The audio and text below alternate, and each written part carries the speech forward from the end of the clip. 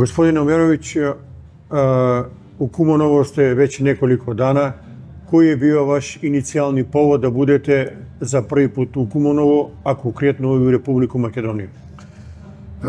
Iskreno da budem, a nisam očekivao da ću doći u Republiku Makedoniju, mada je bilo poziva i želje osoba koje su imale priliku koristiti moje tretmane, one na daljinu naravno, a i onih rijetki koji su dolazili do mene lično negdje po zapadnoj Europi gdje sam bio, ali osoblje, odnosno menadžment hotela Kumanovo Spa je stupio sa mnom u kontakt i izrazili su želju da ostvare saradnju sa mnom, jer su mi rekli da imaju jednu viziju posebnu, stvaraju nešto novo, žele napraviti prepoznatljiv brend u Kumanovskoj banji, žele napraviti nešto, kombinaciju klasičnog što se koristilo u banjama prije i sada što se koristi i nečeg još što rijetko koristi, a to je holistički pristup pacijentima i njihovim problemima.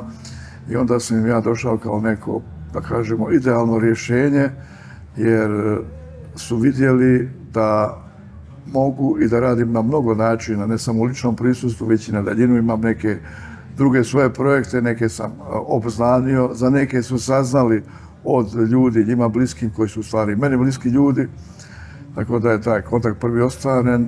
Ponudili su mi saradnju, nisam želio ništa odmah prihvatiti, rekao sam da bi najbolje bilo da dođem na lice mjesta, da poklonim par svojih dana građanima Kumanova i njihovim problemima da se posvetim, da u međuvremenu dobro razmotrimo šta bismo željeli, da vidimo ideje koje oni imaju, koje ja imam, da vidimo šta bi bilo najbolje i za njih i za mene, s obzirom da ja imam i svojih obaveza drugih, da sam zauzet širom Evrope, da ne kažem širom svijeta, da vidimo kako možemo uraditi, što možemo. I evo, došao sam tu, za sad ide u nevjerovatno dobrom smjeru sve i ja se nadam da će to već biti priča o kojoj će se čuti. Ovih dana ste u Kumanovu pregledali preko 100 pacijenata. Koji su vaši prvišni utisci? Kako vam se čini ovaj narod u Kumanovu, jer ima zdravstvenih problema? Iskren da budem, večeras sam to govorio više u šali nego u zbilji, ali kad malo razmislim i nije to daleko od zbilje, ja ne znam da sam primijetio na jednom mjestu ljudi sa ovoliko zdravstvenih problema. To je bukvalno od glave do pete, nema na što mi se ne žale. Sad ja se pitam šta vam rade, šta vam kažu doktori kad odete kod njih takvih, pa kaže oni ne kažu ništa. To je zbog nečega da ni oni sami ne znaju. Nije sad da me neko ne shvati pogrešno ovo kritika prema doktorima, već neko je stanje čudno. Širom sam Evrope, budem u Njemačkoj, Austriji, Holandiji, Belgiji, Sloveniji, Hrvatskoj, odem normalno i do moje Bosne, ali na ovako malom prostoru ovoliki broj osoba sa ovolikim složenim problemima, ja to još nisam doživio, nisam još vidio. Nešto je čudno, ne znam šta je, ali nešto je jako, jako čudno. Ali ono što je najvažnije, rekao sam da ste prošli preko 100 pacijenata, malo više. U većinom slučajeva ljudi su bili izuzetno zadovoljni vašom terapijom. Čak imali su dugogodišnje probleme koji nisu mogli da reše, a kod vas su rečili ovde. I to vas verovatno dopunski čini kao srećnim čovjekom, jer na neki način ova vaša misija prvična je uspjela u Kumanovu. Svakako da je to motivator za sve ovo što radim, jer da nije tako, ja se sigurno ovim ne bih bavio. Prevarant nisam i mene to ispunjava kad pomognem ljudima. Inače, svaki posao koji sam radio s ljubavlju. Ne kažem da sam najbolji, ali uvijek sam gledao da budem među najboljim u bilo kojem poslu kojim sam se bavio.